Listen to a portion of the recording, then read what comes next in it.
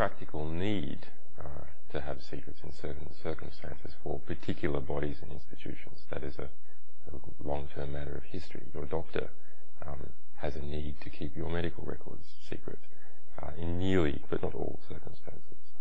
But that is not to say that all others must obey that need. Media has a right and an obligation to the public to get out information that the public needs to know. Similarly, some intelligence services have an obligation to go about their activities to the best of their ability, and that sometimes involves secrecy. But what is not a right is for a general or Hillary Clinton to say that they want to use the criminal law on every person in the country to stop talking about embarrassing information that has been revealed from her institution or from the US military. She does not have the right to proclaim what the law is. That's a matter for the court. She does not have the right to use the coercive power of police, armed police, and dangerous to stop than that. Journalists and publishers. We're an organisation publishing. She does not have little organisation that helps individual people inside an abusive organisation expose the abuse by some powerful group. What has happened to me is that a powerful organisation, at least the Swedish Police Prosecution Service, maybe Swedish intelligence, we don't know precisely what the interference is with this case, has breached their stated internal obligations, breached the law to first pump out my name, and just recently, in the last few days, to selectively take bits of the police investigative file, the most prejudicial bits they could find, and pump this out to the Guardian newspaper just before my court hearing. Pump it out to Le Monde. Pump it out to the New York Times. Why? Who's doing that?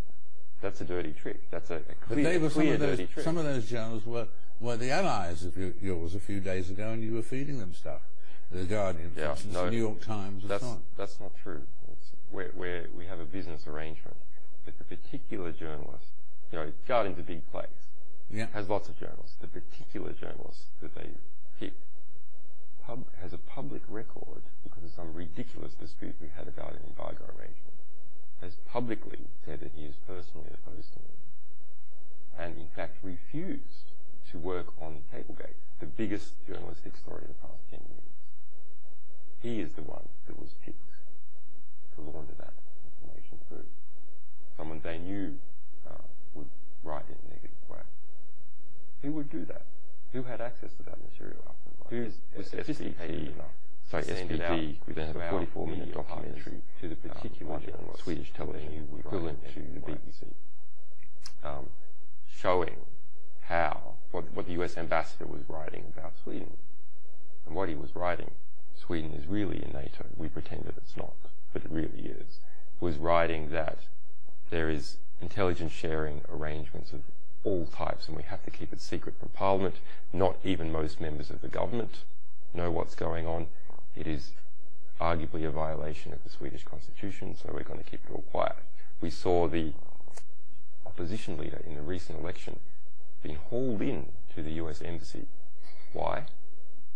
Because she had made statements saying that when we get elected, we're going to take Swedish troops out of Afghanistan. She came in and she said, don't worry about that. That's just all for the people. Once we're in government, we're not going to do that.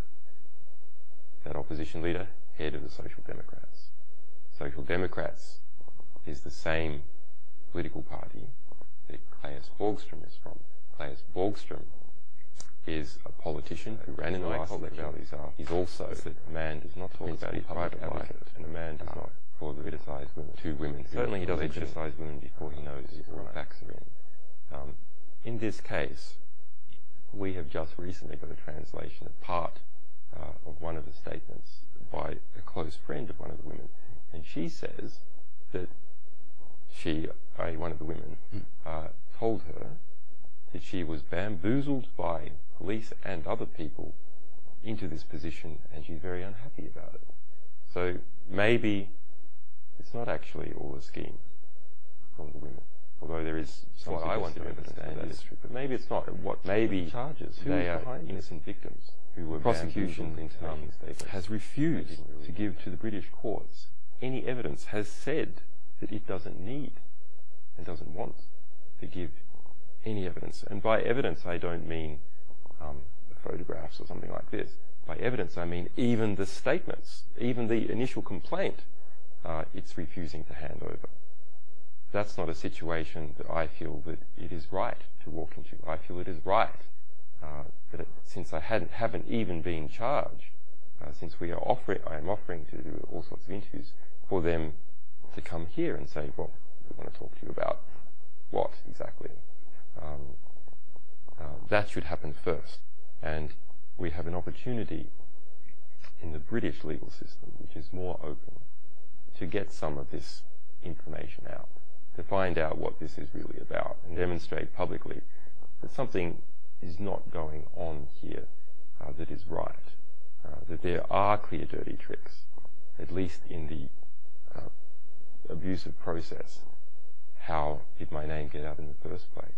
Why did the most senior prosecutor in Sweden say not only that there was no evidence, she said, I've read everything, there is not even a suspicion that he has committed a rape. Then, intervention of this politician, Claes Borgström, comes about, passed off to another prosecutor in Gothenburg, not in Stockholm. What is going on?